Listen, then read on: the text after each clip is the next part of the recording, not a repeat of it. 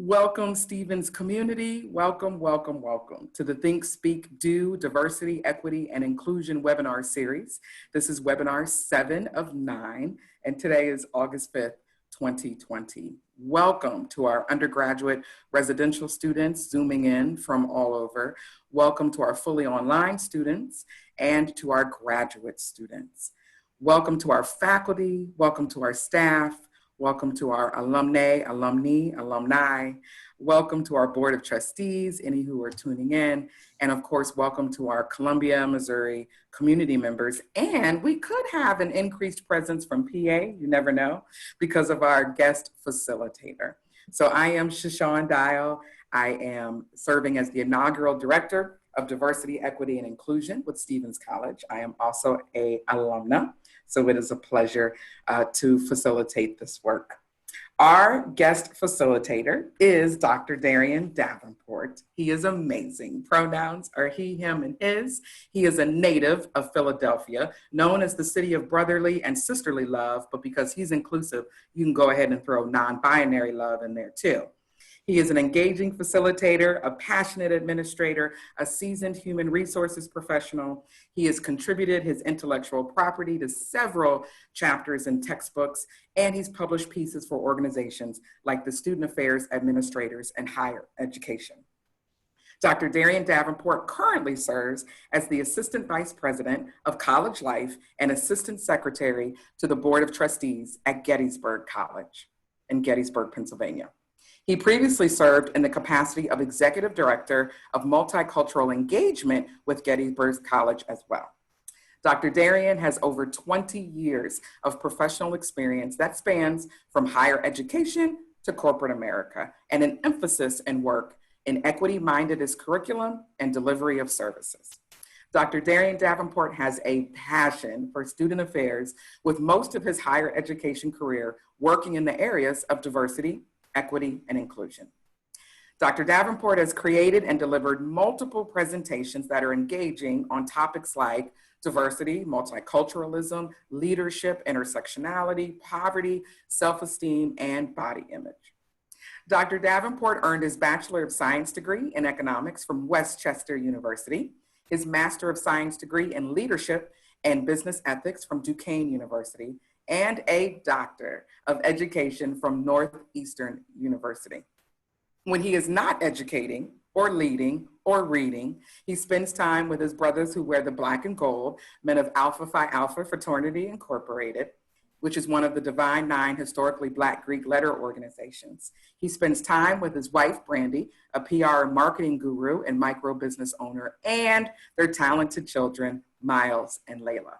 So please give a virtual warm welcome from Stevens College, the way we do it, the place of history makers, to the Dr. Darrien D. Davenport. Welcome, King. Welcome, welcome. How are you on this day? I'm excellent. Thank you so much. Thank you, folks, for just allowing me to spend some time with you today, this afternoon. Thank you, soon to be Dr. Dial, for allowing me to just, again, engage the community, and hopefully I'll be an asset to our learning today and moving forward. So one thing I tell Shaashawn, but I'll tell all of you that are here, is that I'm very much a believer in being a resource in higher education. So, if we have this session that we're doing today, but if there's anything you need, conversations that you want to have subsequent to today's conversations, I'm open. Please feel free to reach out to me, either through Shaashawn or reach out to me directly. I'm a resource. I'm here because I believe that we have a shared purpose in what we're trying to do in higher education. So I offer that to the folks who are part of our virtual family today. Awesome. Thank you so much. So we're going to go ahead and get started. A couple things that we always open the webinars with is, don't forget about the equity and compliance offices. They're individual offices, and we work in collaboration to brand and coordinate and deliver services. So you can reach us at equity@stevens.edu. Shout out to my amazing colleagues, Sadie Mayer-Strand, who's our director of the Student Success Center and ADA coordinator, to Shannon Walls, fellow alumna, special assistant to the president and Title IX coordinator, and of course, I lead DEI efforts. And as we know, none of these are just on these individual shoulders. It is all of our responsibility to recruit and retain, and so is diversity, equity, and inclusion work. We just have people in positions who help facilitate it and coordinate it. This has been our journey so far. Can you believe it? We only have 2 more webinars after today. So we hope that you've been engaging, reading the follow-up emails, and just setting us up as a community for success. And today we're talking about anti-Blackness. And remember, we are doing this to dialogue to action, not just dialogue because the stakes are too high. We're not just having conversation for conversation. We are dialoguing to take action on multiple levels. So we always pause for centering, grounding, and breathing. So yes, there's new images for you for those who are in a position and able to have visual. If you are tuning in audio, then we hopefully will tickle your ears today with some good information and some smooth voices, hopefully. But we're gonna ask you, as you are able, wherever you are, to get comfortable and to just pause, which is our centering act. We are coming to this virtual space to be open, to learn, to relearn, possibly frame or reframe, and to reclaim. We're coming to grow, to make connections to material, and that material can help us to make more inclusive connections with each other. We want to be able to call in and call out. We want to be able to expand our perspectives and to embrace teachable moments. So Blackness is. We want you to just take a pause and think about that.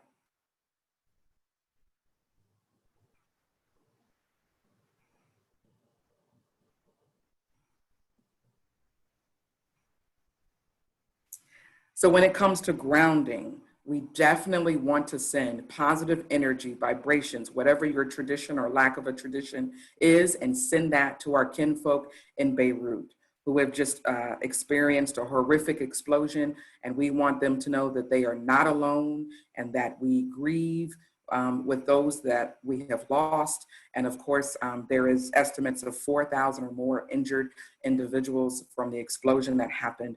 So we just want to send vibes and love and light in your favorite hue to that area of our world, because we all are connected. When it comes to grounding, we want to absolutely pay attention to gratitude. It is the highest frequency, the highest vibration in the universe. We're magnets, and we can repel or we can attract. And so gratitude helps us attract. So we want to give gratitude to our indigenous kin who were on this land with harmony and thoughtfulness, respect for Mother Nature. We want to give gratitude to our ancestors, those in our bloodlines, and those who are families and families of choice. And we want to give gratitude for difference, because diversity is not a deficit, it is a gift. Dr. Davenport, do you have anything you're grateful for in this moment? Grateful for opportunity, and grateful for confidence. And I think, as we thinking about this topic today, and just one of the things, I wrestle with, when you're navigating higher ed space and you're a man of color, you want to make sure that that confidence piece is important. Understanding that you occupy a space that historically was not structured for you, right? So I'm grateful for that. I'm grateful for the confidence, and I'm grateful for the opportunity, to be able to just pursue every day and do what I need to do to advocate for students or employees. So. Yes, thank you. So we'll take a couple seconds and give each of you the opportunity to express into the universe whom or what or both you are grateful for.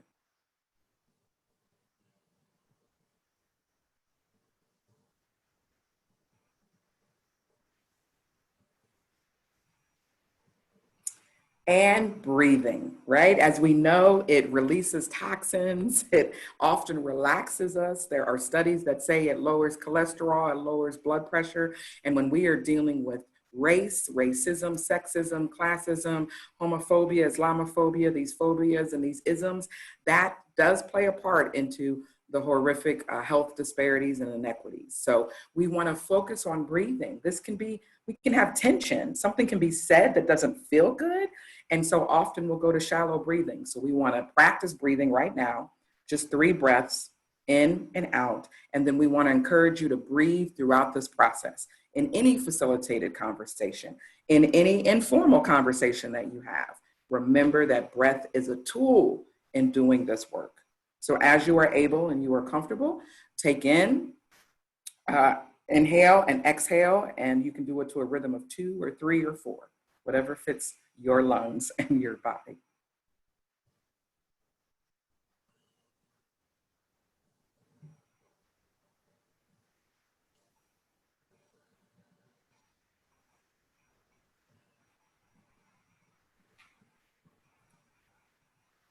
So Dr. Davenport, we have come into virtual community. And so we have opened each of our webinars with community agreements and social justice frameworks. So will you run through them with us as you feel comfortable? And I'll start us off. So if you don't know, Google or ask, or as our previous co-facilitator, Sarah Crosby said, read the damn book, right? Meaning don't always run to somebody else to answer your question if you haven't done some work yourself first. Can you take us to the next one? That second is ambiverts keep moving in and moving out. Extroverts self-monitor and encourage introverts to speak. And introverts dare to share.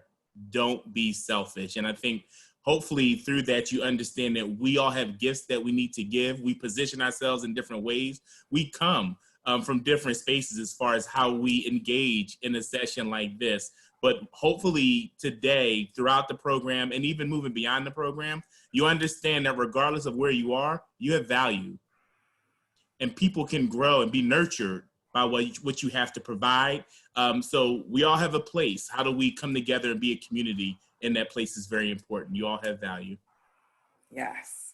So we're going to sit in uncomfortability, defensiveness, and awkwardness. And that probably has most weight in these last 3 sessions. Because I don't know about you, Dr. Davenport, but did not learn about anti-Blackness in K through 12 or undergrad or master's or PhD coursework or on the PhD comps. So we may be coming to that subject with myths, misinformation, lies, or just no frame of reference whatsoever. Yeah, and being able to identify that this is heavy, and hopefully before when we were taking our moment to breathe, hopefully we did that, because this has to be a takeoff. This is very weighty information. It's weighty topics. There are going to be things that you're going to carry with you past today. So again, and be encouraged. You know, I guess it's not a 4th piece, but to that slide, but just adding, be encouraged to take these conversations beyond today. I think anytime that, you know, we'll get to that later, but anytime that we really want to do something that's going to be impactful, we want to do something that's going to be substantive, we have to be willing to take things beyond the subject matter that we learn in a 90-minute session, right? So, you know, kind of agree. We all showed up today for a purpose, and that purpose should be our ability to commit to one another to take this information and this movement forward. Yes. So the next one, you will know this person because we each have facilitated with her and shared space, Anissa Ward, formerly Anissa Smith. And so I always share that her quote is, "What is learned here leaves here," meaning vocabulary, meaning concepts, meaning a new way of thinking about something. What doesn't leave here is something specific to a person's identity, because we have to go get permission first, or else if we go and run and tell that, we are violating that person. And we're also doing our interpretation of it. We're playing that game of phone tag that we did in elementary school. So what is learned here, we want you to go and tell everybody, unless it's someone's specific lived experience. And the next one is practice active listening as much as possible. And the importance of that is there are going to be things that you may not be able to really fully think through or decide today, but you'll need to reflect on beyond today. So the more active you listen, even if you're able to take notes, I know we're recording, but listen as much as possible, because sometimes it takes a while to distill all the information that you receive. Absolutely. And we already have a nugget. You all know that I call them nuggets, gifts, takeaways. So this was a quote from Dr. Davenport already. Quote, be encouraged to take conversations beyond today. All right now. So social justice framework, and we'll do this the same way, Dr. Davenport. So can you kick us off on this one? Absolutely. So racism, like in all forms of oppression, is pervasive. It hurts us all, and people of color and white people, but not in the same way. And therefore, we have different work to do. And one of the things, there's, kind of like 4 tenets to social justice framework, right? So you think about access, equity, rights, and participation. So those are some of the things when we start thinking about social justice framework are very much, they very much underwrite this work as far as how we look at it. Absolutely. Racism is both a system of oppression and a system of advantage based on skin color. Next, all racial prejudice was taught to us, and we resist this teaching. But if we choose to, we can unlearn it. And really quick story, if I can. Yes. I actually had an opportunity probably about 6 years ago to do a session with for Oxford Valley School District, and their keynote speaker was a gentleman by the name of Frank Mink, Meeink. And really quick, because I know we don't have a ton of time budgeted, so I don't want to take too much time with this story. But Frank used to be head of Southeastern Pennsylvania Skinheads, and now he does diversity training, right? And he talked about the things that he learned when he was incarcerated, and the people that he was taught to hate actually wound up taking care of him when he was incarcerated. And that really tried to change. So you talk about unlearning it. Now, he was in a tense situation where he had to unlearn it. But as much as we're taught these things, we do have the ability to grow and develop and unlearn those prejudices. So that was a quick story. Feel free to also look him up. He does phenomenal work. Thank you. No, we love that. That's what you're here for. None of us invented racism. It is a legacy that we inherited. We did not create it. However, we have to accept responsibility for our role and its continued existence. And lastly, all prejudices and oppressions are interwoven and entangled. Yes. So all of us have had the experience as target of oppression as well as the experience of privilege. So remember when we started this series in the cage of oppression, some of us are in multiple places. We might be high in a hierarchy for one of identity. We might be low in a hierarchy for another identity. So it's very few clear, overt perpetrators and victims. Often it is very fluid. There's no such thing as passive anti-racism, and Shaashawn knows how I feel about that approach. We're either actively working against racism, or we're colluding with it, or allowing it to continue. And as folks will see, and I'll actually share a book later, Ibram Kendi's book about how to be anti-racist is top of a lot of folks' reading list nowadays, given the Black Lives Matter movement, organizations that are trying to atone for past transgressions, or just trying to grow, right? And they're saying, what's good information? Who's really a leading scholar? And Kendi, if you ask me right now, like Kendi is like lights out right now. I'm trying to read everything that Kendi's written, but to be anti something. So we're talking about to be anti-racist. That's active, right? That's active. You actually have to put some effort into it. You have to be willing potentially to sacrifice some things. And the last thing is you have to be willing to maybe not be here either in a space to see the fruits of that labor. So you may be a seed planter. You may never ever taste the fruit of that tree for which you had planted that seed, but you have to be okay with that. If you want to be anti-racist, you have to be okay with putting that time in, knowing that there may not be a short-term return on that investment. Yes. So individuals and communities and organizations can and do grow and change. So that is, complementary to the story you shared with us earlier. And also it's just hope, right? It can be challenging to possess and maintain and sustain hope. And so we can change and grow. Absolutely. Absolutely. And our commitment to eliminating racism and all forms of injustice must be a lifelong one. Unfortunately, we've seen people who have been on this earth and left this earth without us really being able to strongly impact the effects of racism, right? Whether in this country or globally. So we have to really be committed to it. It has to be a longitudinal approach to being able to eliminating it. Absolutely. And I said it earlier, difference among humans is not a deficit. Cultural diversity is a gift, but we have to be real with ourselves that a lot of us have implicit bias. We have gross stuff within us that comes from this person or community must be broken. There's something wrong. They're inherently inferior. And so we have to resist a challenge against that. So you all know that we talk a lot about power, right? Because we do have the individual and the communal level, but often out of these conversations, we forget power, the access. You know, as Dr. Davenport said, access, equity, rights, and participation. So access to resources, opportunity. So these US social institutions often legislated who had access and who didn't. So we can never leave that out of these discussions. Government, medicine, finance, banking, religion, media, education, law, legal and law enforcement, everything we need to live, survive, and thrive is impacted in these institutions. And we have to remember who they were created by and for, and who had to navigate them. Didn't have a choice.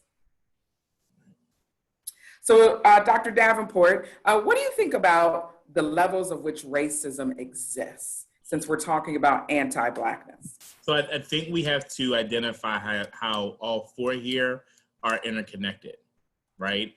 We talk about levels of racism. So the first one being, you know, and again, the most broad and the hardest really to fight and educate through is the systemic piece. So ongoing racial inequities maintained by society. And the systemic piece, you know, earlier Shaashawn talked a little bit about things being interwoven.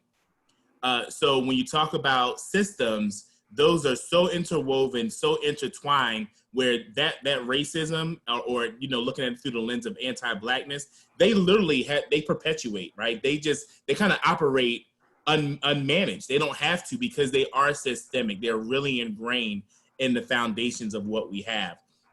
Then we bump down to institutional. So it's almost like this hierarchical aspect, right? Where it's institutional, excuse me. Now we have a system, but the system has to be executed through something. And we have discriminatory policies and practices within organizations and institutions. So just to give you an example, you know, something like redlining, right? When we talk about the institution of redlining and how that systemic racism, but is in an institutional sense, it's applied through housing. So this is built out through different ways. The next is interpersonal. So bigotry and biases that are shown between individuals through word and action. We see that a lot, unfortunately, nowadays. These interpersonal pieces. I think our ability to be able to record almost everything, the frequency, not saying that it wasn't there before, but we see these interpersonal reactions often. And then the last piece is internalized. So race-based beliefs and feelings within individuals. That goes back to what we talked about earlier as far as our own socialization and education. And that one is actually somewhat easier to be able to address and engage, right? We're all here today for that, with the opportunity of being educated. So for those who may be challenged by race-based beliefs, we have the ability in this way of working with someone's internal aspects. But let me add a caveat to that. The internalized piece, there's a want. You have to want to grow that, right? So it gets to the point where you can go from the inward to the outward and engage people differently, right? So the internalized piece, you have to be able to want to do that work. And everybody's at different levels, right? And everybody's at different levels of understanding. I was sharing with Shaashawn, because part of my role is working with the Board of Trustees, and we were having a conversation about how to grow as a board, you know, given some of the movements. So one of the things our board committed to was reading Ta-Nehisi Coates' Between the World and Me as a board, right? That's phenomenal. And that's not saying that those folks are racist at all, but they were interested in developing their own education. They were interested in reading something that would help them grow and work through whatever they have going on internally, so it helps their interpersonal pieces. So where you kind of see the structure here, it builds up. The better that we can work on the internalized pieces will then parlay into having better interpersonal interactions. And the interpersonal pieces are things that you're seeing right now with Black Lives Matter movement, and the fact that you have a lot of people who are not Black are out there as allies and advocates to try to break down some of the institutional pieces. So those folks had that learning, that internalized in the interpersonal learning, to get to the point of wanting, like I see pictures of people who are putting their bodies on the line. They're being shot with rubber bullets. They're being tear gassed, but they want to fight the institutional policies and practices with the hope of getting to a point where some of the systemic things change. So that's really a deeper kind of look at the levels of racism. But again, the internalized it's important, but we have to identify that we want to grow. We want to, and that's not saying you're going to know it all. Let me tell you, family, we don't. As someone who's been working in the world of diversity for over 20 years, we don't know it all. And anybody that professes to know it all, they are not telling you the truth. Okay. Absolutely. There's self-work that happens. I do it myself. You know, they're internalized things, whether that's how I see other people. And it was interesting going back to the Frank Mink example, the internalized piece for me, when he was sharing his story with me, and he said, Darrien, I used to be the head of the Southeastern PA Skinheads, my wall went up. Mm-hmm. Because internally, I was like, I need to defend myself from people like you. But then I was able to take it down, realizing that he and I were there to share the same purpose of the day. And that was to educate people. So then it allowed us to have a better interpersonal relationship in that sense for the purpose of building towards the institutional education collectively. So sorry for the long diatribe, but no, it's perfect. And being the scholar practitioner that you are, one of the other takeaways that I hope the Stevens community gets is that there isn't one right way to even use these tools, right? So this isn't the first exposure of this tool, but you were one of the first facilitators who looked at it essentially from the top down, because you can also look at this tool from the bottom up. Right. And so often this piece of anti-Blackness means that Eurocentric ways of thinking and looking at the world, you know, were ingrained in us. And so someone may take this tool and be like, you can only look at it from the bottom up, or you can only look at it from the top down. We would miss the scholar and the practitioner part. So thank you for role modeling that. Stevens community, you know, we've been branding this. I just went over my 11th month anniversary on the 3rd of August. And so, you know, this was part of our collective community, and my initial goals was to make sure that if someone interacts with us as a vendor, faculty, staff, student, that we could give them, right, what we believe at Stevens. Diversity, equality, equity is on our path to inclusion. We are not there yet. So we're kind of DEE on the way to DEI, but we know that these are very different, and that diversity is about our characteristics, the things that make us up, the identities, the labels, the roles that we play. And then equality is often social programming given to white folks, right? That we don't see color as if that's a good personal attribute, or we treat everyone the same in this family or this community. And so those are some of the things we hope you unlearn, because they're challenging, they're problematic. Equity says, no, we see the difference and we account for it, because we know through those US institutions that we talked about before, that discrimination and oppression was legislated. It took away access to opportunities and resources for certain individuals and groups and granted it to others. And so now we have centuries of that. And so in order to make solutions, we have to see that. We have to see color. We have to see and appreciate difference and know that we're stronger when we do that. Yes, is it more work? Oh, heck yes. But it is what we want to do. So we do want to give a quick content heads up. You're going to see 2 slides with some visuals, and we want to acknowledge that some of these images can be offensive to our folks who are Black, African-American, Africans, Afro-Caribbean, biracial, and multiracial with Black in there.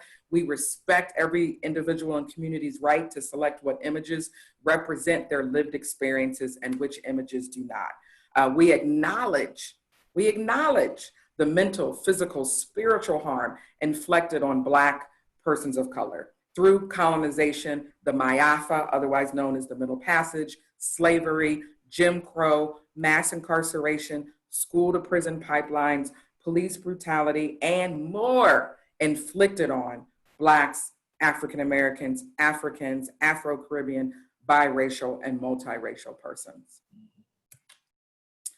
So here's an image, right? Speaking of the times we live in now. So some of you may just be familiar with the image that's on my far right. It might be on your far left, but it's the one that has all the red, just the letters and a beautiful smiling, Black woman. What you may not have known is the other 3 images that are there. The Wake Up to Aunt Jemima pancakes. The one that makes me want to weep is the Aunt Jemima's pancake flour. See the coupon on the back to get the little dolls, the rag dolls that are 12 to 15 inches high, that have names. Look at the faces, look at the characters that they created out of human beings. Look at the Ebonics or African vernacular that's put at the bottom. So Happy Days is here. I don't even know how to say it, what they have written. Aunt Jemima's made my secret recipe, ready and mixed for you. So a grown, beautiful woman of African descent speaks like that to a little boy she's there in service to feed his food needs. So we say this to say in this time now, some of you may have already had conversations in your circles about what's the big deal with Aunt Jemima? What's the deal with Uncle Ben's rice? The deal is they've already been existent. And if you just look at what is given to you, you are not striving for equity. Because if you just look at it, you go, he's a decent looking Black man on a package of rice. But you may not have known what it was and its origin. And so this was taken, go ahead, Darrien. No, I was just going to say, it was looking at these even before, how can I say it? It's amazing how subtle anti-Blackness is from a marketing perspective, right? So, it was nothing to walk into a supermarket, grab a bottle of Aunt Jemima syrup and just kind of throw it in your cart, not really realizing that anti-Blackness is being marketed to you and you're consuming it, right? I'm not talking about the food consumption, but consuming it as far as bringing it into your household, bringing those images into your space, and how, so, and to put a finer point on it, this is a brand, you're talking about over 100-year-old brand, and it took this recent movement for them to say, it's not a good look. We're going to pull it off the shelves. So that I think has, and I know later on we'll talk about, the human aspects of it, but I think, as we look at anti-Blackness, that is such an easy decision to make for somebody to say, that's just not who we should represent or how we should represent, that's just, it's inhumane as far as our approach. And just like that, they were able to change the marketing. So I know we'll talk about movements later and things like that, but I think when we wrestle with the concepts of anti-Blackness and how those things are interwoven, it shouldn't have to take a movement, a big movement, for people to acknowledge that how pervasive anti-Blackness is, even down to the marketing of things like this. Absolutely. And I put this statement up there, which I thought was really interesting because I think organizations need to engage where they can and then move forward. So, I read this statement probably 4 or 5 times as we put this together to, organically. And each time it hits me a little different, right? So as a global brand, we know we have a responsibility to put an end to racial injustices. One way we can do this is to evolve the Uncle Ben's brand and visual identity, which we will do. Sounds like a commitment. We're listening to the voices of consumers. So they're naming their constituencies, especially in the Black community. So let's get specific, right, of who's buying Uncle Ben's rice, to our associates worldwide. So now they name another constituency, which is their employees. We don't yet know what the exact changes or timing will be, but we are evaluating all possibilities. So I thought that was important for this work because I think sometimes organizations don't engage because they can't do a big splash, or they put something like this out there and then don't realize that constituents are going to hold you to it. Because now we're looking of, well, what are the exact changes are going to be? Can you update me on the timing? What are these possibilities? You can't just sit this on there and leave it for a year and think that I'm going to be okay with it.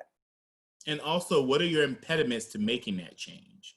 Because I think one of the things we identify is the evaluation process. So as you look at things that can serve as some level of visual oppression for a group of people, what type of process do you have to go through to identify that oppression exists and that you need to make a change, right? So that's part, because some folks are just passing statements for the purposes of passing statements. It was funny because I started researching. I guess Colgate has a brand that's really heavily sold in China called Darlie toothpaste, but it used to be called Darkie. But it's the same process, like where they're going to evaluate to see, and part of it is the hard part, I think, for the receivers of it, is what are you evaluating? A lot of folks are, they look through right now the process that the Washington football team went through. Yes. And folks say, how much thought do you have to put into something that really would seem really overt as far as racism is concerned or anti is concerned. So just food for thought, you do the dishes, but it's an interesting concept. Always push the process when we talk about anti. Yes, push the process. So speaking of anti, and you mentioned this when we were going over the social justice frameworks, was you said anti has to mean action. What do you mean by that? Woo! So,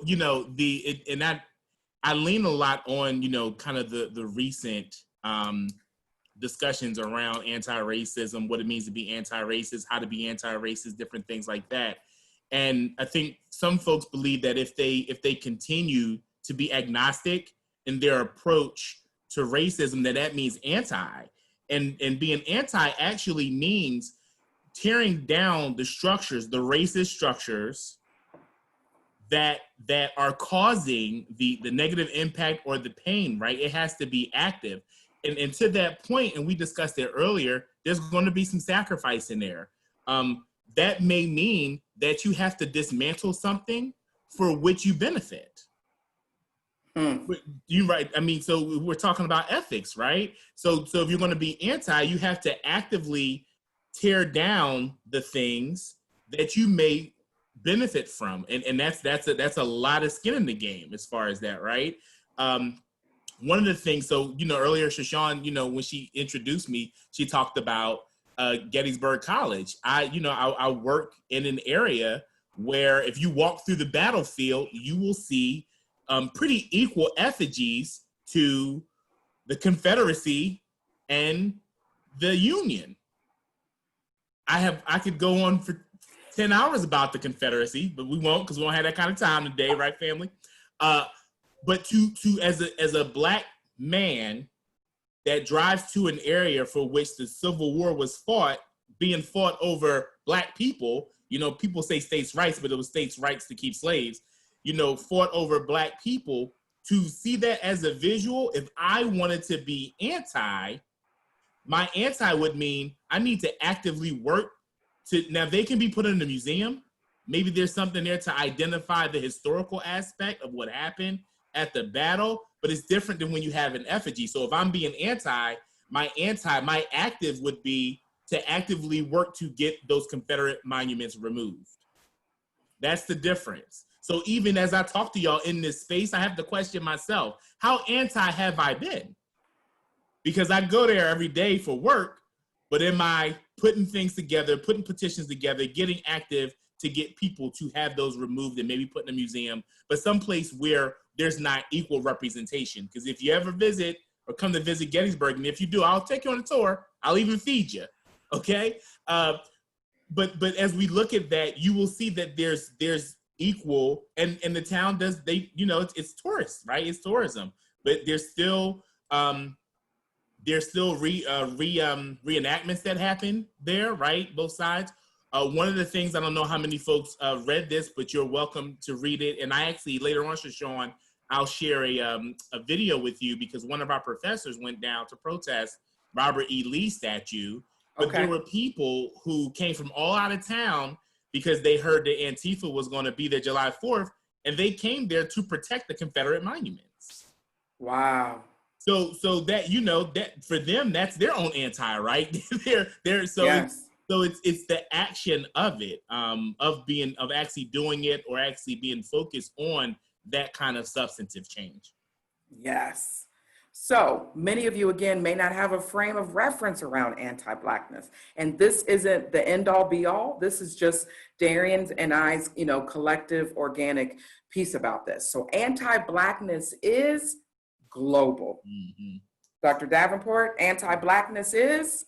It is not just overt acts or extremism, like calling someone the N-word, KKK, or lynchings. Anti-Blackness is not recent. It started 100 years or more before there was even America. And I'm going to really quickly, because I know we might run out of time later on, and I'm going to share other materials too. I have like a bunch of stuff sitting here. But if you get a chance for those, and I can put it in the chat, but Ibram X. Kendi's Stamped from the Beginning, A Definitive History of Racist Ideas in America, phenomenal, but it really talks about the concept of how anti-Black racism was shaped and developed over time. So we're talking about pre-America, right?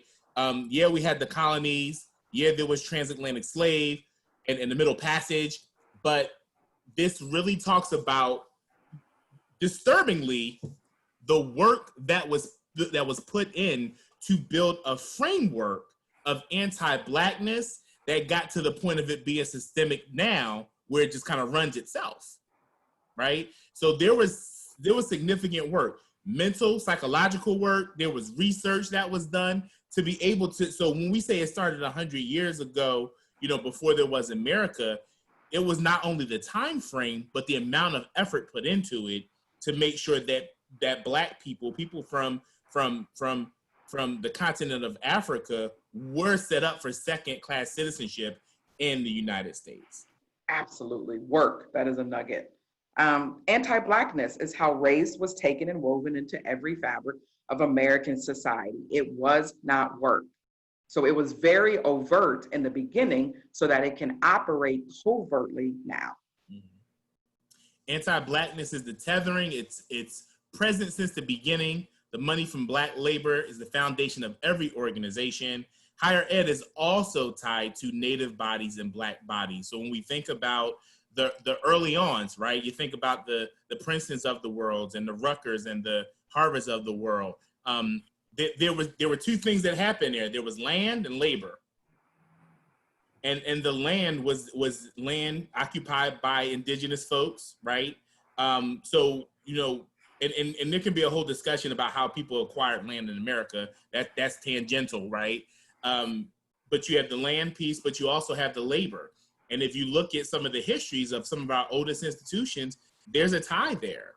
There's a tie. You had people who were slaveholders, who were presidents of colleges, or who were integral parts of the growth of these higher ed institutions. So often I'll say, you know, higher education and Black people are tied together, just like America and Black people are tied together forever, regardless of how we want to adapt or change or shift history. You can't divorce one from the other, right? So even, you know, I encourage you, check out the 1619 Project. Phenomenal, right? Check that out. Really dig into the Revolutionary War, right? And look into folks like Crispus Attucks and you know, whose blood was spilt first, and look into why, you know, Britain and America really had challenges when we talk about the American Revolutionary War. Black people in America are tethered as it relates to our existence. And there's a phrase that you use that has helped facilitate my growth, a metaphor around a table. Can you share that one? Yeah, so, you know, we talk about, there's always discussion about having a seat at the table, right? And if one of the famous quotes, Shirley Chisholm's famous quote is about, if you don't have the seat, bring your own chair, right? Bring folding chair. But I would argue that there's that America is this table, right? Our society is this table, but the legs on that table are Black people and Black labor. So a lot of the ancestors that helped to build, if you look at slavery and the institution of slavery and the economic pieces tied to it, slavery was money. Let's call it what it is. Fighting the Civil War was largely about economics. There's a big economic factor there. The legs of that table are Black people, right? Without that, you don't have the industry from the South that helped the industry in the North, that helped America become, what it is today. So, Black people are very much the legs on the table of America's structure.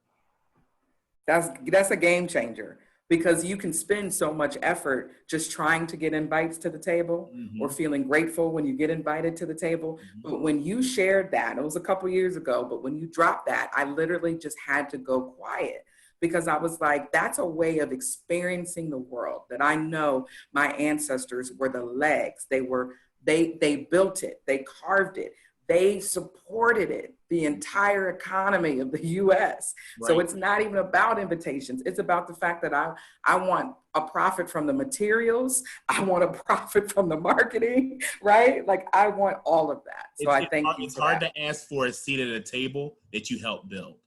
Yes. It's very hard. Yes, yes. So anti-Blackness is indirect and direct messages of things like Black is evil, Black is dark, Black is unknown, Black is inferior, Black is dirty, Black is uncivilized, Black is dumb. Mm-hmm. Direct and indirect messages. Mm-hmm. It manifests in a lot of ways when we talk about inequality and disparities, whether that's economic, medical, housing, social. It manifests in a lot of different ways and negatively impacts a lot of communities. Anti-Blackness is denial of humanity, whether that's 8 minutes and 46 seconds, George Floyd, rest in power, whether that's the 3/5 compromise, that a Black human being, an African, was only considered 3/5 of a person. It's the denial of humanity. And it does not acknowledge Black pain, figuratively or literally. So here's another tool. So excited to share this. This is the first time in the series, so I credit Dr. Davenport for making sure that we included this. And some of you may have seen it again. If so, attempt to make different connections to it. If it's your first time seeing it, welcome. You're going to be changed. So this is over white supremacy, if you look at it from the surface up, and then covert white supremacy bottom. Really? So another way to say it is anti-Blackness is this entire iceberg. But many of you may be holding the thought, right, consciously or subconsciously, that I don't participate in anti-Blackness because I or my ancestors didn't lynch anyone, are not part of the KKK, haven't burned any crosses, don't use racial slurs, haven't participated in a hate crime, don't do racist jokes, don't use the N-word, don't support white supremacist groups, and don't do anything with the swastika. So then you do this and you go, oh, no, I don't participate in anti-Blackness. That would not be doing the work, because the work is what's below the surface in this iceberg. It is the things like hiring discrimination. It is believing or saying that we are post-racial. Being a self-appointed ally is participating in anti-Blackness, especially if you're trying to do it to the Black community or people of color. It is Eurocentric curriculum. That is anti-Black, because you are othering. You're saying this is the fundamental of what we have to study, and that other stuff is supplemental or additional. Anti-Blackness shows up when folks go straight to but we're just the human family. Or let's boil this down, it's just a human issue, right? Because humans were not all the same. Black folks were 3/5 of a human. Make America great again as a political slogan is anti-Blackness. Because where in America are we going back to a time where there wasn't a group being discriminated, where things were just fabulous and equal for Black folks.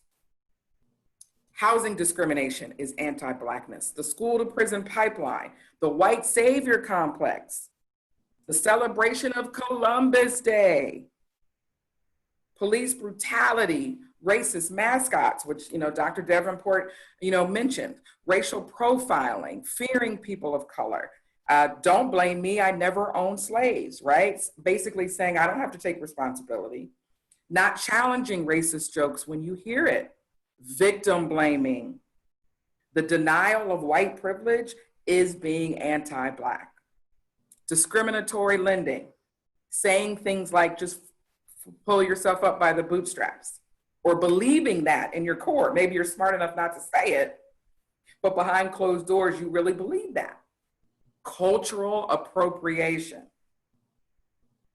And expecting, people of color to always teach white people. That goes back to our RTDB, read the damn book, right? Show up in spaces where you're going to be the small in number, and do that consistently until you learn, until you get in relationship with people.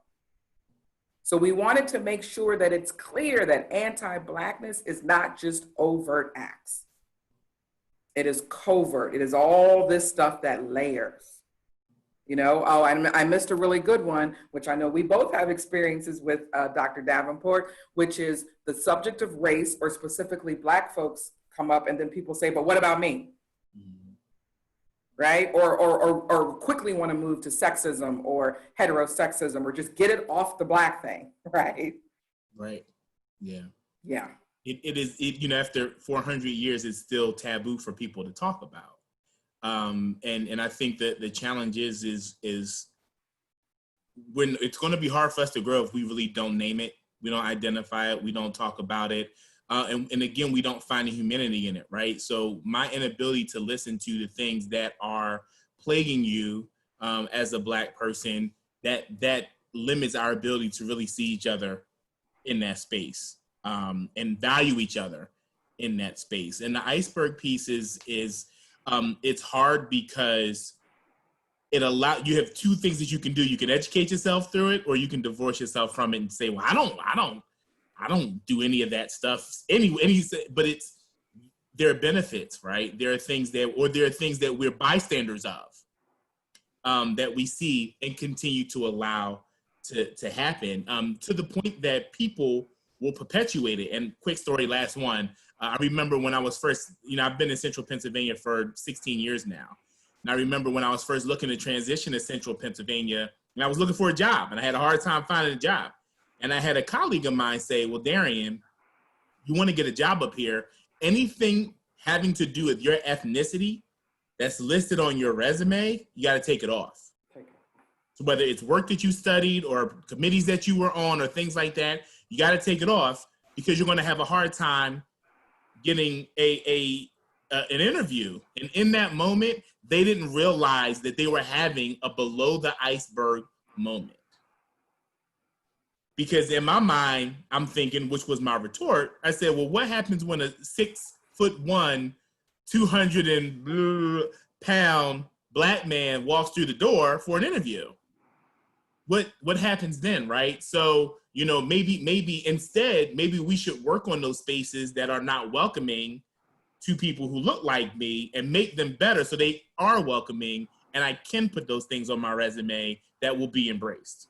Yes. Right. And that's such a beautiful example, because I'm confident, not knowing, but I'm making an assumption that that individual thought they were being kind, that they were actually doing some type of allyship work and giving you the heads up and giving you the suggestion, right? But they were actually being complicit in the racism by telling you to remove it, not fighting the structures that would throw your resume or your cover letter in the trash if they realized you're in a fraternity and that you've done DEI work. And listen, and I actually coach people, and I know we'll talk about later the Inclusion Partner Program, but I coach people out of that LinkedIn snooping, because they'll get a resume on their desk, and the first thing they'll say is, I want to see what that person looks like, because nowadays it may not be a name, and it may not be how it's, but then they go and they link and snoop. So a candidate has 30 different people on their LinkedIn page that they never had before, but they go and they look so they can just catch a glimpse. And that's a whole other conversation about unconscious bias, right? That's another tangential piece, but it informs or underwrites unconscious bias, which could actually turn into I might be anti-Black. I might be anti-LGBTQIA+. I might be anti-ability. Happens, right? But we try to shroud it in other things. So just, Could be anti-family. I mean, we're at a women's college. I used to tell people all the time, people do it before you even realize you did it. If you look at a resume, maybe it's a female sounding name, and if there's a gap, often folks will be like, oh, she went and had a baby. Mm-hmm. Or she went and started a family. And if there's maybe a 5 or 10 year gap of employment. And so absolutely, right? And it'll be done. We do the math to figure out, if high school was around this date, and then it looks 3 to 5 years later, we think they came out of undergrad. And then if there's another master's, right? We start to do this work, or zip codes, or, some of those things that we've talked about before. And you've got that great HR expertise that I think helps this conversation, is that I love the LinkedIn snoop. I hadn't heard that phrase before. I knew the practice, but not the phrase. I coach people out of that. Please don't go on LinkedIn trying to find out what somebody looks like. Right. You have their resume. That's real. In 2020, that's real. So those of you who need more of a definition, anti-Blackness, the personal, cultural, social, legal, structural attacks on people, that are categorized as Black. And some people actually say it should replace racism, because it really is more focused on specifically Black people who have a very specific experience in the US context, right? Because sometimes people of color, it is being inclusive, but each of those groups of people of color have a very different relationship to those US social institutions, right? Some groups were recruited to come here. Some groups were paid to come here. Black folks were kidnapped to come here, right? And I love this. I'm reading this again for the second time, and maybe it is because of the place and space that we're in, but every page I'm highlighting and making notes. So Robin DiAngelo's White Fragility, but I love this quote where she says, quote, "But anti-Blackness goes deeper than the negative stereotypes all of us have absorbed. Anti-Blackness is foundational to our very identities." When she says our, she's talking about white people, right? Our very identities as white people. Whiteness has always been predicated on Blackness. As discussed in chapter 2, there was no concept of race or a white race before the need to justify the enslavement of Africans. Creating a separate and inferior Black race simultaneously created the superior white race. One concept could not exist without the other. So in this sense, whites need Black people. Blackness is essential to the creation of white identity. Wow. Again, didn't get that through K through 12 or homeschooling or virtual learning. This is why you have to put yourself in facilitated social justice frameworked communities in order to get this information. Or pick up the book. Yeah. Right? Pick the book up. I mean, it's a pick phenomenal book, and it's interesting because you talk about K through 12, and one of the things I think about, is as we're all homeschooling, through COVID, right? But I think about like social studies work and how we learn social studies, and the way that Black people learn about the Middle Passage was very much a Eurocentric approach to the race for Africa. So there was this race for people and resources. So when you're, and I grew up, Black child, Philadelphia, all Black neighborhood. So when you go and you're in social studies class, you're trying to really figure out your place in that sense of history and what it meant to your ancestors, right? To be looked at as property. Yeah. So to think about the you studying pretty much your own oppression, but it not being presented in a way that it negatively impacted you. It was very much like, hey, there were a group of folks that benefited from going through a continent and taking people and resources. And you're like, I was one of the people and resources. So, yes, yes, exactly. There was a book I was reading, and I will make sure to put it in the follow-up, but I know the author is C. Snorton, and it's Black on Both Sides, and it talks about transness and Blackness. And the first chapter, literally, I woke up 4 days in a row with nightmares because they outline how the beginning of gynecology in the US context was based on chatteled slaves, chatteled female slaves.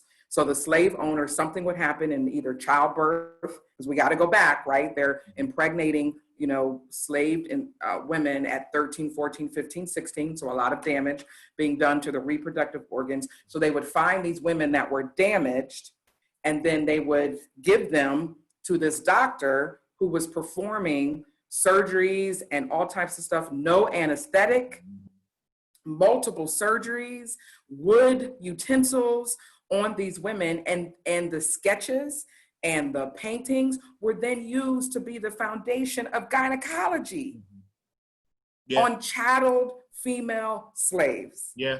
And I did not know that, right? Yeah. And we're a women's college, so we're unapologetic that I just bought into the go get your pap every 2 to 3 years and make sure everything's okay and you're aware of things having to do with, menstruation or whatever. But I never learned that this whole industry was based on women who did not consent to their bodies being used to inform.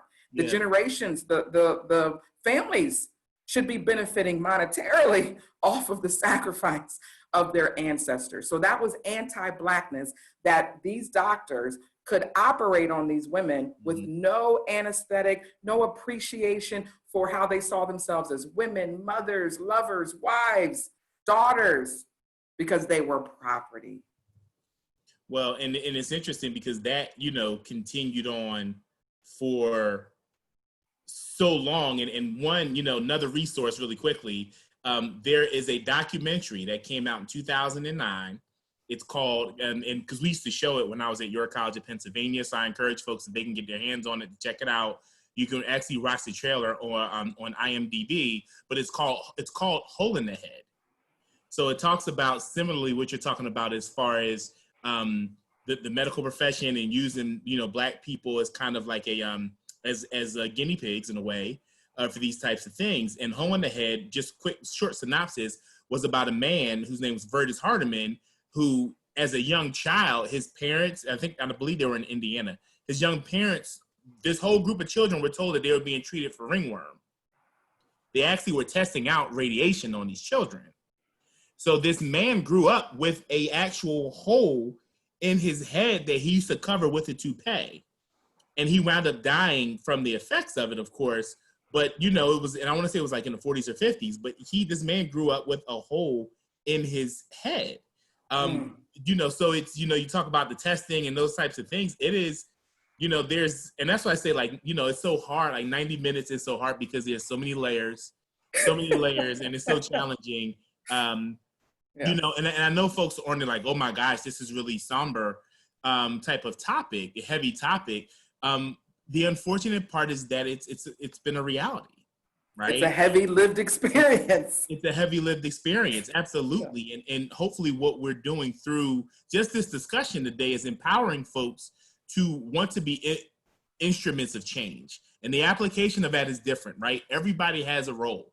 Some people are on the front lines. Some people are the money givers. Some people are the educators. Some people are the back channel people. But again, as we're looking to try to grow and have some change and educate and be active through this, hopefully you walk away with that piece, realizing that there wasn't just suffering that happened before, there's still suffering that's happening today, right? And not even the narratives that we've seen about slavery, right? Because again, that would almost be the iceberg. We do know about lynchings, we know about rapes, we know about different things, but below that, didn't know some of this stuff. Right, exactly. And sometimes the words get fancy. Instead of redlining, it turns into gentrification. And it sounds so much nicer to say it that way, right? But they're connected. Right? And there's no way we can talk about health disparities and inequities in childbirth for women of color. I mean, we're at we are the statistic of every medical, disparity that is tied, right, to anti-Blackness. Henrietta it's not just health disparities, right? Research Henrietta Lacks for the folks on the call. If you have, we have a course. I think I might have told you we have a course where students take that book and talk about the ethics of it. And that's, I think it's a first year course for like our biology students. And yeah, so Great. Absolutely. So here's questions we're posing. It's okay. It's all good, really. So here's some questions. We won't stay on them long, and I'll be sure to put them when we co-draft the follow-up email. But what are you active at? I mean, Dr. Davenport's been doing a great job of asking this in many different ways. You know, how do you go beyond just being against something? What consistent action are you taking towards Black mental, physical, spiritual, economic, academic health?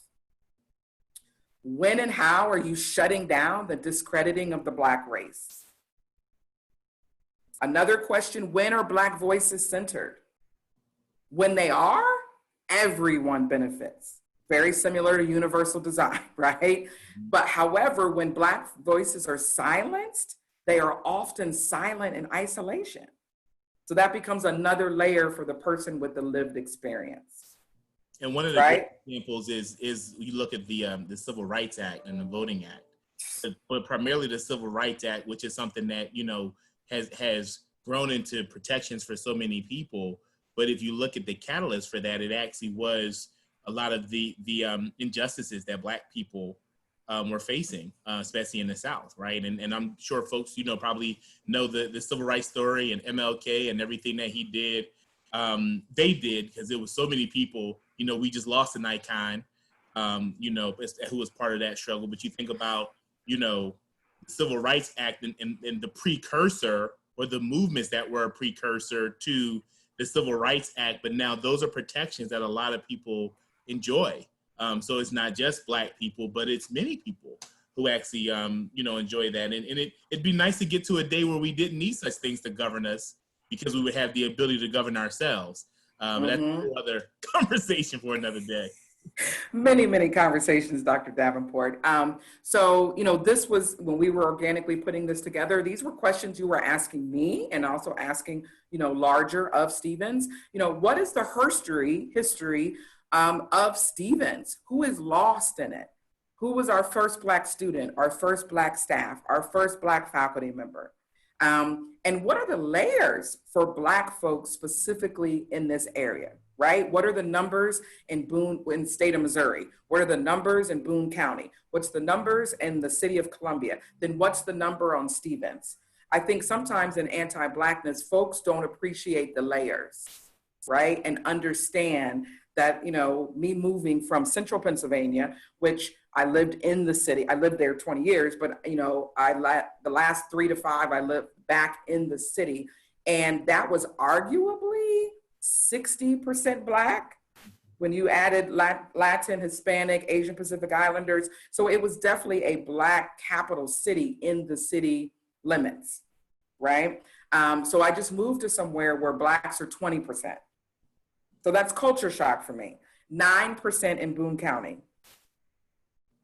It was higher than that in Dauphin County, right? So it wasn't just that I came here for a great opportunity and returned to my alma mater, which I'm grateful for, and I have. At the same time, those then, could I get to a barbershop? Are there gonna be Black-owned restaurants, right? What, you know, where am I gonna be able to see myself mirrored in this new place that I'm going to? When you're white, you don't necessarily always have to think about those things in advance, or move somewhere new and then try to navigate and figure that stuff out. So how are we welcoming Black folks specifically who are connected to Stevens as guest speakers, as alums, as staff, faculty, as students, as grad students? That's different than an undergraduate. That's different than a fully online student. Are the contributions of Black folks tied to Stevens told? Are there any buildings named for them? Do we have pictures of them up and around? Do we have scholarships, you know, named for them? And let's be clear, this isn't just my work to do, right? As the inaugural Director of Diversity, Equity, and Inclusion. That would be top of the iceberg, right? It's just expecting, well, Shaashawn will do it because she's got the title and the passion, and that's her role. These are things that other departments can do.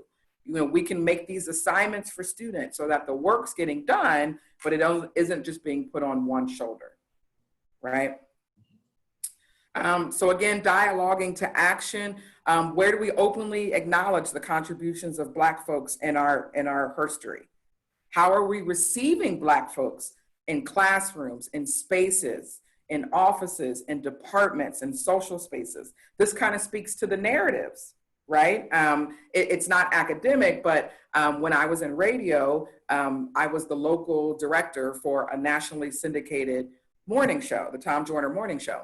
And he had this thing called the Joyner Cruise, which was 7 days. And the most amazing part of it was, yes, you get to see artists. It was like going to a concert every night. But what I loved, Darrien, was the fact that everything was unapologetic Black. Mm-hmm. It was R&B and clean hip hop in the elevators for 7 days, 24 hours a day, 7 days a week. Right. It was themed events. On white night, it looked like a boat of floating angels because it was all these Black people dressed in white. It was the 70s. And in each one of those things, Blackness was elevated and celebrated in the forefront. Now, I know more than my fair share of 80s tunes because I was in elementary and middle school in the 80s, right? So I can hang, but that is the elevator music, right? R&B isn't the default elevator music. So it was such an experience that it was just Black, Black, Black, Black, Black everywhere in music, in food, in culture, in language for 7 days while floating on the seas. That was the best part of that whole experience because I had navigated my whole life being the little brown person in predominantly white spaces. Yeah, and right. So how do we change that up for folks? Right. And you figure, that was a cruise that was a little bit of time carved out, right? So it was powerful, but it was very much in a micro sense. And what it speaks to is how we haven't woven so we talk about the history, we haven't equally elevated people in that sense, right? So we need that because we know we may not get it other places, right? That may not be something that is offered up or opportunities that are put in front of us. We talk about it was interesting because even talking about the historical pieces, right? And his and their story, folks so just real quick example, I've had 3 positions in higher ed during my career where I've been the first Black man to hold them, but I don't keep that history. I do the work, right? I'm there to do a job. I'm there to do a job and be there for my students or for my staff or for employees. I'm not sitting down and chronicling and saying, hey, at this place I did this, in this place. So unfortunately what happens is that, but the expectation is there that I need to trailblaze too. Who's keeping that history? Who's identifying? Because there's struggle through that. There's challenge through that. When we think of, sometimes we look and we say, oh, this person was the first Black person to attend University of Mississippi, or they, were the first Black person to do that. And we might see it as a part of history, but we don't always fully understand the process and the strife and the challenge that it undertook. So going back to your Tom Joyner Cruise piece, it was cathartic, but it also speaks to the fact that there might be other areas where that was absent, that it should have been absent, right? Why can't those pieces be woven? Why does that have to be a gating thing, right? Why can't it be woven into it so that you do feel engaged, so that you do feel like the spaces that you occupy are truly inclusive, right? And Yes. Well, I will take this opportunity, King, to celebrate the fact that you held 3 different positions and were the first Black male to do, how I do. This is just how we do. We got, 20 years under the belt. So I want to acknowledge that because I think you actually blessed us with a takeaway. That is another piece of allyship that we can be bold and document our own firsts and get more comfortable sharing that. But then maybe we got to do that for somebody else who's just humble and they're not going to do it. So we sit down, I could chronicle that for you and say, here's an alternative to your bio, right? Because you sent me your bio and I'm like, it's bomb, but I also know stuff that you didn't put in it. And so the one I shared to kick this off was my remix of the bio because you were humble and didn't put everything in it. So that is a great takeaway of ways that we can witness and show up for each other and say, what have you been the first to do? Were you the first person to be a Black board of directors at for a nonprofit? Were you the first to hold this position? I think about prides as a, queer, woman of color or Black woman, that I love prides. There is a difference between DC Black Pride, between Pittsburgh Black Pride, right? Than it is the regular prides. And why is that? Because regular pride is just worried about sexual orientation, gender identity, not necessarily race. Right. So when I go to the Black prides, I get to show up as my Black self, my queer self, right? And so being okay with that. So I appreciate that takeaway. This was a question from, our Dr. Darrien Davenport. How ready are we in our areas to receive Black professionals where they will be respected and supported? Are we looking within to present opportunities to mentor, to grow Black professionals? Are we naming the areas that we know need work? Every organization has some problematic teams or departments or policies or structures. So this being anti-Black or being anti-racist would be naming that and then getting in there and improving it, right? Not just okaying it. And the trap that I've seen sometimes, Shaashawn, or the danger is where, and sometimes folks are well-intentioned, right? But they say, okay, I want to hire a Black person or a person of color to occupy a space as a leader, knowing that that space could potentially be problematic for that person. So, but we say, but I need to do this. And for some people, again, it's well-intentioned. For some people, unfortunately, it's optics, right? But they bring this person into an environment that they know could potentially eat them alive, right? And that nothing was done with that space, no development, no growth, no cultural identity work, no inclusion work. They throw a person, quote unquote, to the lions in a way, and they also have to do their job and navigate being thrown to the lions. And what I've seen happen in those circumstances is, number one, that person isn't successful, and that for that person, especially that Black person, that could be a career-ending thing for them. Yes. And the second piece is psyche. So as a, and again, when we talk about, this isn't, Shaashawn and I are not just plucking these things off a tree. Like, we didn't pluck 3/5 off of a tree. Like that's, you can research that, right? That's American history. So when you have a situation where you've been shaped to believe that you are less than a whole person, there's some imposter complex that sets in, right? And then as the imposter complex sets in, matched with that failure, it really becomes a psychological piece where that person may not even try to pursue that job again. I literally just had this conversation with a colleague of mine who works in recruitment. And they said, Darrien, the reason why this person might not be pursuing this area is because they know that if they do, this may be over for them if they don't succeed, right? So as a person of color, they're not going to put themselves at risk of ending their career knowing that they may never get a second chance. So there's a logical piece to that, right, in that person's mind. And the third piece, and then I'll stop talking, the third piece is the situation of the organization of the area that wasn't ready in the first place. If that person fails, that they're really not going to be ready, because they're going to believe that. And again, it's research, right? And there's tons of resources we can share.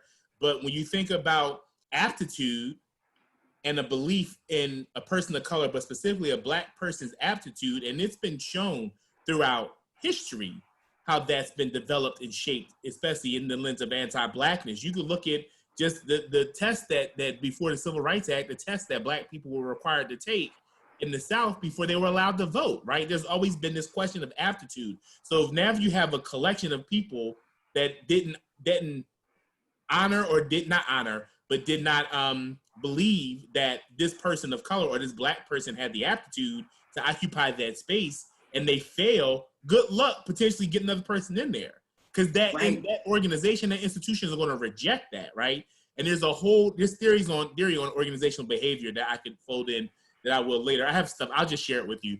But there's a lot to that as far as that piece. So again, I'm sorry for the diatribe, but That is not a diatribe. You were dropping nuggets, and I actually went ahead a couple slides because you were segueing beautifully into this, which stopped me in my tracks, and I haven't stopped thinking about it since, which was how are Black folks set up for success? What is the trajectory for Black folks at the institution? Can they recover from a mistake? That's what you're just talking about. Or are they set up to fail, which could be career ending? Because it's not just about that job, right? I think you, this one, the Black professional's ability to succeed doesn't just impact them, because unfortunately they're representing everybody, the ones coming after them and the folks who didn't even get considered. So that's not mine, y'all. That was a nugget from Dr. Davenport that I had to put in here because I was like, right, these are the layers. This is the fact of, you know, why when you say pull yourself up by the bootstraps is so anti-Black, because it ignores these kinds of truths. That Black person, whether they verbally reject it, whether they say, I'm just speaking from my own experience, not the entire Black race, that is not what the larger masses normally internalizes. Right. You are representing that, right? So more questions posed to us from Dr. Davenport were, can Black professionals lead without retribution? Again, he said this a couple of times. Are we willing to dismantle the systems which are unjust and unethical that white folks benefit from? Are you ready to share power? Are you ready to look at different models? Are you ready to be accountable to different groups, right? That takes into account power imbalances. Are we preparing white folks to listen and validate the lived experiences of Black folks? Are we preparing white folks to be led by Black professionals? I found a home with social justice because so often one of the principles of social justice is co-facilitation or lead facilitation by Black folks, where most of my formal educational experiences were white folks with credentials, right? So I saw a home when I saw co-facilitation, because each of those facilitators, a Black one and a white one, can say the same thing and it hits differently, because I may not have ever seen a Black person say that. Or I might have only seen it in my nuclear family, but not in other settings, right? And so that's why I always say, going back to our social justice, racism hurts white folks and Black folks, white folks and people of color. Because for white folks, you've been robbed. You've been robbed of seeing hashtag Black excellence in the classroom, or, you know, Black administrators lead with their style. I mean, how much talk was about President Obama's swag? That was because we didn't have this biracial individual that was out and open. I mean, I'm sure there was former presidents who had Black blood, but it wasn't acknowledged. But, you know, it was his swag and the way that he moved and navigated, because he is biracial and he's perceived as a man of color and he identifies as a Black man. So he brought that to the Oval Office. He brought that to the basketball court. He brought that to the golf course. He brought that, you know, to press conferences. So if we have a lot of those experiences, then we don't think about it. And the way that happens at a women's college is we've done that for women. Have we done that for Black women, for Latin and Hispanic women? Because this ecosystem, you see women lead. You see different women lead. You see different women lead differently. So now we need to add the layers of race and disability and veteran status. That is part of our work and part of our challenge. Darrien gave us this point, this point, which was, how are we recruiting? Are we really using our HBCU pipelines? Are we thinking about professional certification pipelines? So shout out to our faculty member, Felicia, in our nursing department. She currently is the president of the Black Nurses Association in Columbia, Missouri. Wow. Right. Wow. Yeah, a phenomenal Nigerian American woman who is going to impact the next generation of nurses who are in the inaugural class of nursing at Stevens. She's going to do that in her own way, with her own lived experiences, right? So it's not just being able to check off her identity on a box. It's the fact that she's going to bring all that to how she teaches, to how she does office hours, to the way that she approaches patient care and cultural responsiveness, right? So how are we changing the culture of Stevens or any organization you're a part of to receive Black folks, right? So one of the things that we did was really think about in the women's context. And so I thank Darrien because he's always been supportive in knowing that I always rock that I'm a graduate of a women's college. And he actually partnered and is spending his life with a graduate of a women's college. So his wife, Brandy Hunter Davenport, graduated from Bennett College. So yes, I surround myself with women college grads because she's a dear friend of mine from a graduate of Bennett. My best friend, Nadine Herring, is a graduate of Spelman. My mother is a graduate of Spelman. And my favorite auntie, Gloria Whiten, is a graduate of Spelman. So I rock women's college grads. But anyway, when Darrien and I were putting this together, we were thinking about dialoguing to action. So how are we connecting with the missions of these two women's colleges that are the only historically Black colleges and universities that are women's colleges? Right? And again, this isn't just Shaashawn connecting. Our accounting office could write a little card, get it from the Dollar Tree or somewhere, or create one and send it to the accounting office of these two institutions. Our facilities staff could, right? Like any individuals, communities, departments could connect with these in ways to find out how are they creating inclusive environments that unapologetically educate Black women and women of color. So much power there. So much power. And I think of, and I don't, you would, know better than me because I have colleagues like you, I have colleagues at Cedar Crest, of course, Spelman, and I have ties to Spelman and Bennett.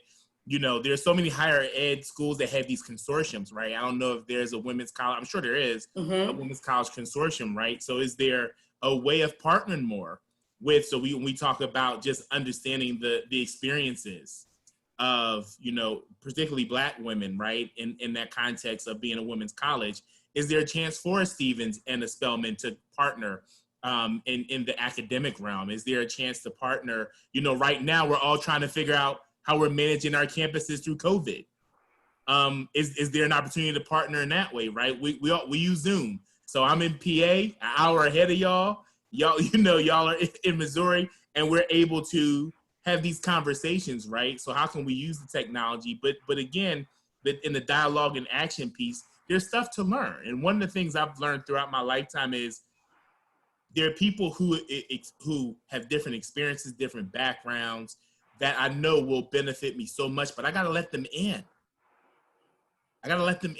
So are we letting these folks in? How can we let them in to one another's space so we can grow together? I'm sure that there's things that you can offer them, right? So let's not look at this is not just a one-way street or a monolithic approach to what we're trying to achieve, right? It could be a symbiotic relationship in that way. So just, again, just food for thought. You do the dishes, but there's great opportunity there. I love that one. That's a new one. I want to acknowledge that I know it's 1:32. We're going to keep going to finish this, but I want to acknowledge that some of you may have very tight time constraints, and so you've got to jump off. So we want to acknowledge and thank you, Stevens community, for zooming in and continuing to learn, grow, and get to a place where we can lead in the future on these topics.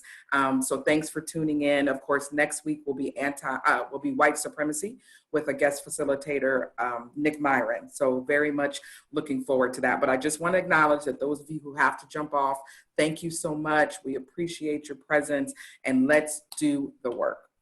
So we're going to continue, Dr. Davenport. So one of the things that not only were we highlighting Spelman and Bennett and talking about that, but one of the questions that you posed again, which gave me pause, and I was like, was, are we focusing on the Black professionals' successes or the reputation of the institution where they worked, right? And this is huge because, I know you come with HR background, so we all know that we're guilty of it. We think of Ivies, we give a whole bunch of credit that may or may not be deserved. We think of international students or institutions, we may or may not give them credit that they deserve. I loved this question because, again, you're saying, just because I may not be familiar with that college, why would I then think this isn't a good applicant?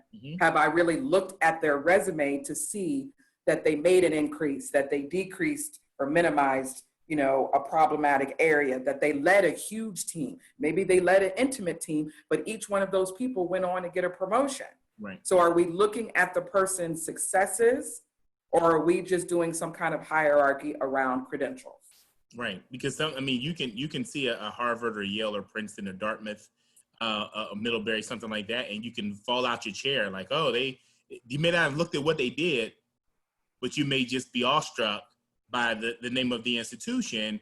And the one situation I ran into was working through a process, and someone was unfamiliar with Spelman, and I had to educate them on the level and quality of education that Spelman grads possess. But they were stuck on they were not only stuck on the fact that it was an HBCU, but all women's HBCU. And in my HR recruitment I'm like having to work this person through the process, and there's a whole ethical piece there, right? But I'm working them through the process to educate them, like, no, this is quality here. But in some cases, you can look on the paper and not even have to question it. People will assume. And that's not saying that those IVs do not provide quality. That's not what I'm saying at all. But we shouldn't look at certain institutions, especially when we talk about, HBCU level pieces, and think, well, they're lesser than. It's interesting. I have a colleague of mine who's white, who is working on her doctorate at Morgan State University. Which is the HBCU, yeah. And people who were questioning why she would choose to go to Morgan. And she's like, because it's the program that I like and I want to attend, like, and it's close to my house. Like, this is what I'm trying to do. So, and I want to go to Morgan. She wanted to go to Morgan. And folks were like, but why there? And in that, in an unconscious way, it's anti-Blackness. Right. It was very much anti-Blackness. Like, but going to an HBCU isn't good. We would have those discussions about Howard, where you would see more people who are maybe international students or international graduates or white students that are pursuing Howard Med or Howard Law. So, but it was stigmatized because it was an HBCU. So it's always an interesting thing when you work kind of the recruitment side of the house, how people see things right on paper right away. Absolutely. And then just for me, it may land differently for other people, but when those types of things come up, what is always present for me is the fact of it was okay to bar us from institutions of learning, right? For centuries, it was okay. But even the policy that I know is very controversial for people, but even the policy of affirmative action could not do that. Right. HBCUs cannot bar white folks from applying or getting accepted. Right. So we really have never had the equal measure, right, of 400 years of unapologetic oppression, slavery, Jim Crow, right, civil rights, everything. We've never really been able to do that. Right. Right. And so sometimes I think that gets lost because people be like, oh, affirmative action. And, 10 people sued the Supreme Court, because they thought they didn't get admissions, where I'm like, seriously? And so you're putting that up against the 400 years of generations that were barred from something. And that was just okay. That no problem around that. So I always have to even remind myself. We don't want to remember it either, right? We need to sweep it under the rug. And it's unfortunate because you think, folks that are maybe our parents' age or in that generation were some of the folks who were denied access to different higher education institutions. So, or they were the first integrating and it literally was hell. Right. They weren't giving books. Professors didn't speak to them. Class members didn't speak to them. I've heard some of those stories, especially around military academies. Mm-hmm. So like the first Blacks who integrated West Point or the, United States Air Force Academy or anything. And I know I wouldn't have the resolve to have done that. I often say I'm not sure that I would have survived the Mai Alpha. I could very well be a Black mermaid in the bottom of the ocean. Shout out to Julia Mallory, founder of Black Mermaids. I very well may have been a Black mermaid because I'm not sure I could have survived being chained, especially if I was with loved ones or separated. And then just to take, that Mai Alpha, that passage on the boat, no food, you're sleeping and waking up in your own feces and urine. Like I think if given an opportunity, well, I may have tried to join life in the sea. Well, but I think it speaks to, Shaashawn, why we're here today doing this, right? Those sacrifices have afforded us the opportunity to be able to talk to, 30-something people via Zoom about this and about other issues. that still negatively impact our society, but that they have the opportunity to be able to be catalysts for change of. And so, I look at it like and that's why, when I think about location and, do I love having to drive down to an area where I see Confederate statues and Confederate flags? No, but I realized that someone before me had to go through so much worse that I honor them by my presence in that space to do the work that I know that they, and that's what I was telling you. I said, I constantly think about that. Right? That, whenever it gets challenging or whatever, we find ourselves in spaces where we're marginalized, that we realize that there were folks that were marginalized and beyond before us. So I honor them by my presence in those spaces. And you've always done amazing work. And I say that as a colleague, as a friend. I just honor and appreciate you. So you are challenging us to think about different levels, macro and micro levels, right? What's our long game? What's the end game? So, the truth of it is, it shouldn't have taken 8 minutes and 46 seconds. It shouldn't take a horrific visual of a mother in a minivan. I can't even watch the video yet, but this thing that hit the last couple of days, I think it was a mistaken car, and the mom and the whole family are on the pulled them all out of the car and handcuffed the children, and yeah. Yes, right. It shouldn't take that. Aurora, Colorado. Wake us up. Yeah.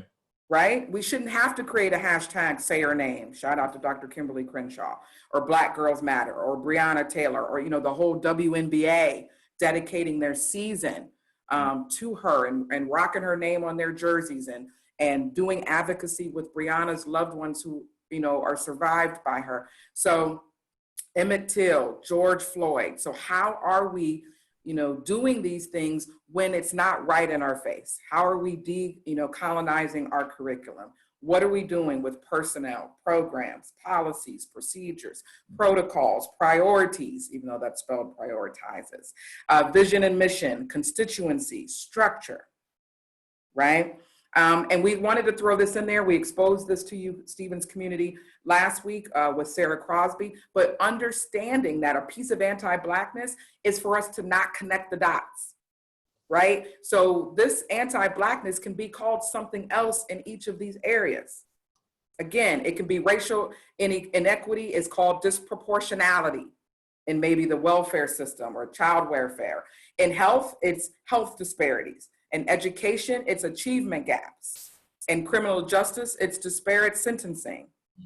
In economic development, it's the underutilization of minority business enterprises, or the disproportionate granting of minority contracts. They all have different terms, and therefore we can get caught up into language or specific solutions when all of it, when we put it together, it's all anti-Blackness. It's all racism. Right? Tying to intersectionality, it's all sexism. It's all, heterosexism. It's transphobia. It is all those. And so we wanted to make sure that we're giving you a visual in different colors, but also audio-wise, letting you know that it's all the same. They're all tied to the history. They're all tied to anti-Blackness, right?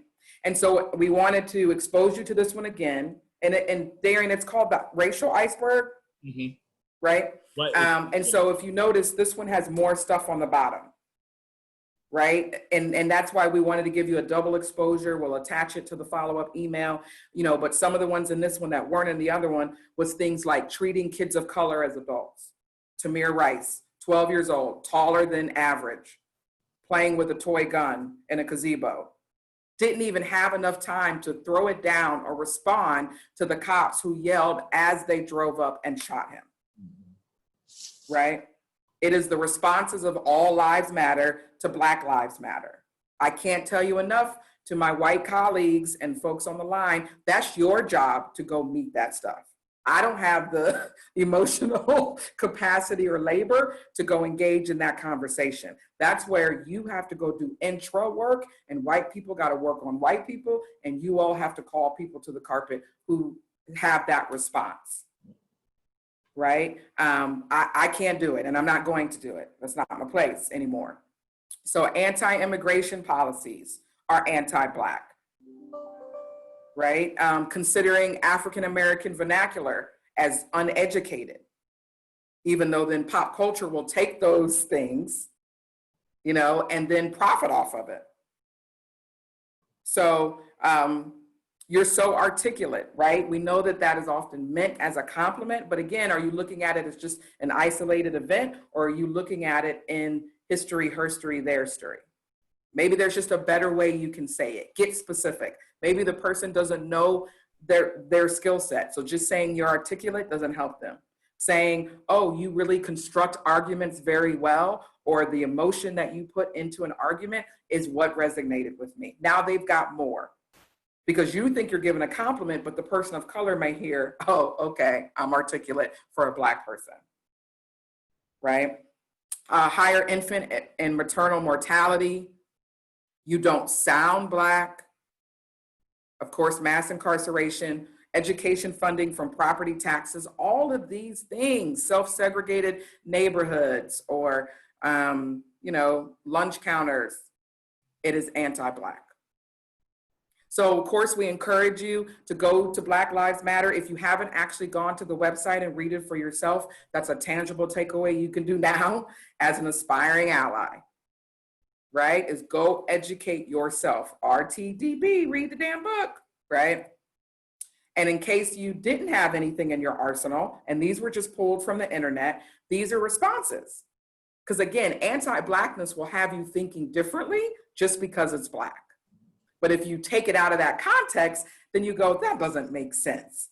So if, you know, when we say Black Lives Matter and people have these all lives matter, well, would you do that if we put it in an animal? Would we say when you save the pandas, are you saying, but all other animals? When the Boston Marathon was bombed and they created Boston Strong, did people come back and want to name their specific city? No, because they understood something unique had happened to that population, to that city, or to those animals. Why is that different when it comes to Black folks? The answer is anti-Blackness, right? Because when you're at the bottom of most disparities or inequities, that would mean you need some extra help, resources. We need to investigate how we got there. This one was from Michael Che, the comedian who does Saturday Night Live. He says, if your wife came up to you and was like, do you love me? And you responded with, but baby, I love everybody. Would that make sense? Your spouse wanted love from you. They were looking for confirmation, affirmation from you. I love this one, you know, about cancer. You're at a cancer rally and someone says breast cancer or ovarian cancer matter. And then the response would be, no, all cancer matters. We would not do that. But again, we do it based off of anti-Blackness because of the uncomfortability of being okay, even prioritizing Black. Many of you have probably seen this one. If someone's house is burning and it needs to be put out, you know, no one then runs out and says, well, what about my house? Why is the fire department at my house? My house needs some water. We don't do that. We understand that that house is in danger or it's experiencing something that the rest of the block isn't. Right. Right? And this was another one. Imagine that you're sitting down to dinner with your family. Everyone gets served their meal. You don't get any. So you say, I should get my fair share. I should get my meal. And they say, no, everyone should get a meal. But the point is, you didn't get a meal. Well, you know what's interesting, Shaashawn, is, you know, even with the All Lives Matter piece, the All Lives Matter piece has, in a way, wanted to indoctrinate Black people to not believe that they should tell other Black people their lives matter, right? So it's gotten to the point of evolving where it's like, yeah, there's this larger social context, but, you know, it's even getting so down in the weeds of saying, well, I don't really even want you to tell another Black person that their lives matter, or, you know, I want to bring up these other things that you might do to people who are other Black people that proves that Black lives don't matter, therefore I should be able to say all lives matter. And you know, I often hear, if we truly as a society believed that all lives matter, we wouldn't have the Tamir Rice. We wouldn't have the George Floyds of the world.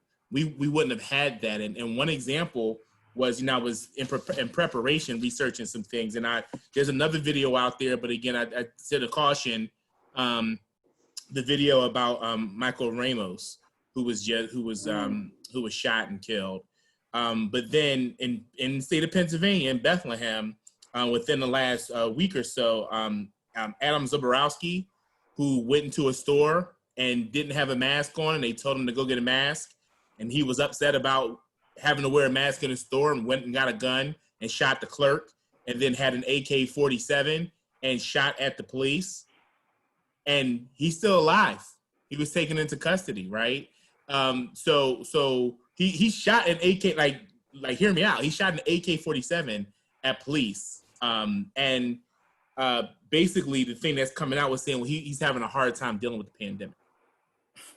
So if we look at, so in the context of all lives matter, and I think where which was a reckoning with George Floyd, is that we would constantly hear stories, we would see some of the videos, but in that instance, America had to sit and watch a man slowly lose his life. It's no different from what you and I discussed when we talked about Emmett Till. And for those folks who at the time, I would encourage you to look at the Emmett Till documentary. But Emmett Till, whose mother, Mamie Till, who I don't know if her last name was Till, so I apologize. I don't know who it was, but whose mother, Mamie, said, she wanted an open casket because she wanted the world to know what they did to her baby. 14 years old, right? Right. But so if we in that context believe that all lives do truly matter, we shouldn't have had segregation. We shouldn't have redlining. We shouldn't have had these things, that a war on drugs that over-policed Black communities and over-sentenced Black communities. So read Michelle Alexander's The New Jim Crow, right? Yes. These things that happen, if we truly believe that all lives matter, then we would see that in the truest context and actually apply it that way. But unfortunately, the All Lives Matter was a response to Black Lives Matter. And, when you have a community that was 3/5 and was brought over as property, that's trying to uplift themselves and is bereft of their ancestry and their culture and their religion, because that was taken away through the process that was Americanized slavery. And they're trying to uplift themselves from saying, I matter. And the response is, no, everybody matters. That goes back to earlier of the iceberg piece, right? It is saying that, you cannot honor yourself because we may not see you fully as a person. Right. Right? So instead of saying, what, you do matter, because one of the things I've never caught people say is an and in between the two. I've never heard someone say, yeah, Black Lives Matter and all lives matter. It's either one or another. Now, maybe it does happen in that space. Correct me if I'm wrong. But I've never heard a person who was yelling all lives matter say Black Lives Matter and all lives matter. Usually all lives matter. It's a binary, either or. Yes, it is very binary, right? So that's always been the interesting concept to me, is that it's almost presented in a way that it has to be in conflict instead of collaboration. Yes. All right, Dr. Davenport, dropping nuggets and gifts. So I put this, sister, we found this on the internet, and I do love this. Yes, I do have a right to be offended when you confuse me with the only other Black girl in my year, right? So again, looking at things in isolated, situations instead of in a continuum or a spectrum. I also put this on there because Black isn't monolithic. And we know that there are Black folks rocking multiple identities and multiple marginalized communities. And so therefore you do see things like trans lives matter, right? Because Black trans women and Latin women are experiencing homicide and hate crimes more than any other group. So we have to be supportive, and knowing that, being at the intersections, or as some mentors have told me, the edge of the fringe, because you could be in the intersection of lookism, sexism, racism, social classism, right? Is that that oppression is heavy. And how do you escape that without internalizing it? You don't. So I had to go find some great graphics of you, King. You photograph well. So you have been a part of the Inclusion Partner Program. So if you could just briefly share with the Stevens community your work with that. Yeah, and I'll do it really quickly because I have a 3 o'clock. I apologize, folks. That's how the day gets loaded here. But really quickly, when we talk about really being active and anti, one of the things that we were able to do at Gettysburg College is develop something that we call the Inclusion Partner Program. And the program is basically part of our recruitment effort to make sure that our searches are inclusive, that they're open, that they're diverse, that we're marketing in places other than, just higher ed jobs and inside higher ed, but we're really broadening our reach to try to make sure that we do get an inclusive in all aspects of diversity, an inclusive pool of candidates. Whether it's a faculty search or a staff/administrator search, you are not allowed to do a search unless you have someone who serves as an inclusion partner on that search committee. These individuals are trained. We do a lot of work as far as cultural competence. They're trained yearly.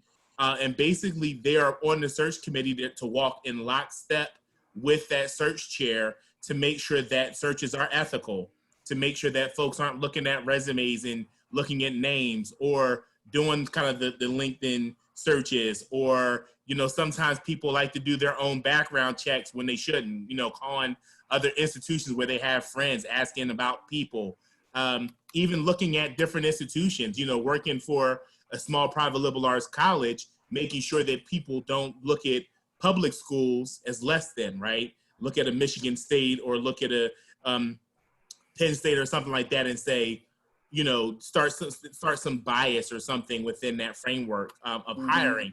So it's really important. And again, it's something that we've committed to as an institution, but it's one of those active things. It's one of those things that's supported from the presidency on down, with that, to make sure that we are actively, in search of the best talent and making sure that whether those biases are conscious or unconscious, are not manifesting during a search process. Yes, thank you so much. And thank you for sharing that work with us.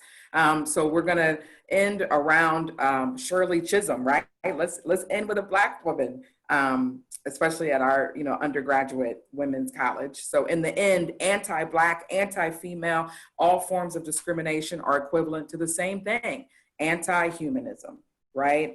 And so again, hopefully you have gotten lots of takeaways and that you understand that just saying you're anti something without any action means that you're still complicit. So Darrien and I will co-draft the follow-up email. We'll have that to you before next Tuesday or before our session next week. And we'll put these things in there. There's some specific resources that are naming it. So Black folks, you got different work to do. So we'll put a link in there, 27 resources to support Black mental health. And then each of our communities of color, they have different work to do. One of the myths is that if you're part of the Latin, Hispanic, or Asian, Pacific Islander, or Middle Eastern diaspora, you can't be anti-Black. And that's not true. Anti-Blackness is global and it hits each of the communities of color differently. And Black folks, we have internalized racism, whether that's colorism or all kinds of things. So those resources, there's great articles, 75 ways Asian and Americans and Pacific Islanders can think about, Black Lives Matter. If you have a disability and you can't physically go to a protest, you can still be part of the movement. We need lunches made. We need all kinds of things to contribute. And then of course, we'll put this one, 97 things, 97 y'all. So again, that's why you don't have to go run to a person of color. 97 things white people can do for racial justice, right? Don't forget the Heart of Missouri United Way Challenge is going on. I think it's week 4. You can still join it and catch up. You've got your self-guided curriculum from the University of Missouri and their IDE department.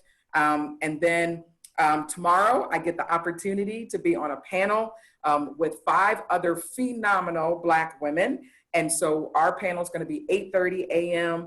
and it's called It's Time, Elevating the Voices of Black Women. It is going to kick off the Inclusive Impact Institute State of Inclusivity 2020 conference, which is virtual. So I'm so excited to share the Zoom with those phenomenal human beings. So do the work. So Dr. Darrien Davenport, I want to say thank you so much for giving of your time, your talent, for building this presentation organically with me, for sharing of your lived experiences, your learned experiences, and literally just existing. Our planet is better because you rock it. And I say that as a colleague. I say that as a friend because, you know, I'm unapologetic of who's in my inner circle. It's small, but you are one of those. You, your wife, and 2 children are part of it. And so I just want to say thank you, King. I adore you. I love you. And you know that you are the first in our intimate circle to go get the doctorate. And so you are also role modeling and inspiration for those of us who are still on the journey. So thank you for everything you've given the Stevens community today. No, thanks for having me, y'all. I really appreciate it. Thanks for just, you know, your commitment to, you know, the last 2 hours. Just I appreciate just that, the labor of collective love in that way as we work through these topics. And last, before I run, because I know I'm going to be late for my 3 p.m., but this is important. If more books, so Between the World and Me, Coast Between the World and Me is phenomenal. If you get a chance to read it. Carter G. Woodson's The Miseducation of the Negro. Amazing. And last but not least, which is it's more of it helps to inform a lot as far as our transition to these shores. But Life Upon These Shores, looking at African American history, 1513 to 2008, Henry Louis Gates. Great book, wonderful book. I have a ton more. Shaashawn to tell you, I probably have about 5 different bookcases in my house. It's a problem for sure, but I share love. You know, knowledge is my love language, so I like to try to share as much as possible. But feel free to, again, you know, give me a holler through Shaashawn. Anything I can do to help. You know, tons of resources, things that I would love to share with y'all. I already talked about, Brian Stevenson's Just Mercy book is phenomenal too. But I think, you know, I'll stop giving y'all book suggestions because y'all are probably over me already. I've given a semester's worth of reading. It's from my former academic life, a semester's worth of reading. So just thank you for allowing me to occupy space with you all today. So real quick, because I know you're getting ready to go, if you will give us your last word, and then I'm going to stay on and just copy the chat. So I just want to acknowledge that we didn't get in the chat, but I will copy and paste it, and we'll do some follow-up work on that. But if you will give us whatever your final word is as you go to your 3 p.m. I have 2 final words. First final word is y'all have a gem in Shaashawn Dial there. So I just want to share that. You know, it's not often that you get to meet someone who makes you feel more powerful than you sometimes feel. So she is just phenomenal. She's always been phenomenal. To share half of my life with someone such as Shaashawn Dial, it is just, so y'all have a gem. I hope you know that, and you know, please enjoy her, because I'm trying to steal her back to Pennsylvania just to be legit. So, you know, if I find a job, I'm just gonna be real. Try to steal her back. But y'all have a gem. Shaashawn, you know, I honor you and I love you. You're an amazing scholar. You're an amazing professional. Just amazing person. So just want to let you know that I believe in giving folks their roses while they're here. And just the last word is just realize through this work, you know, we're working to be better together. And I say that. So when we talk about, you know, what folks can do, and again, you may not be the person who's equipped to be on the front line, holding the sign, sniffing the tear gas. You may not be that person, but there's a way that you can help to deconstruct things such as anti-Blackness in our societies, and it's global. So, you know, maybe you can do it in your neighborhood, maybe you can do it in your country, but hopefully you walk away wanting to do something. And that's the final word. So I leave you in peace. Thank you so much, Shaashawn. I appreciate it. Thank you, all the folks in the virtual world. I'm sending y'all love and positive energy. Thank you, Dr. Davenport. Thank you so much. We wish you a great afternoon and have a great 3 o'clock, and tell them that, you know, you were phenomenal. That's a lot. Thank you. And Stevens community, thank you so much. We appreciate you. Again, next week will be another guest facilitator, Nick Myron, another one of my Pennsylvania connections, one of my Harrisburg heartbeats, August 12th. And we'll be talking about white supremacy. So again, heavy, but we can't change anything. We can't build a culture of amazing DEI without being able to name it, right? And explore things.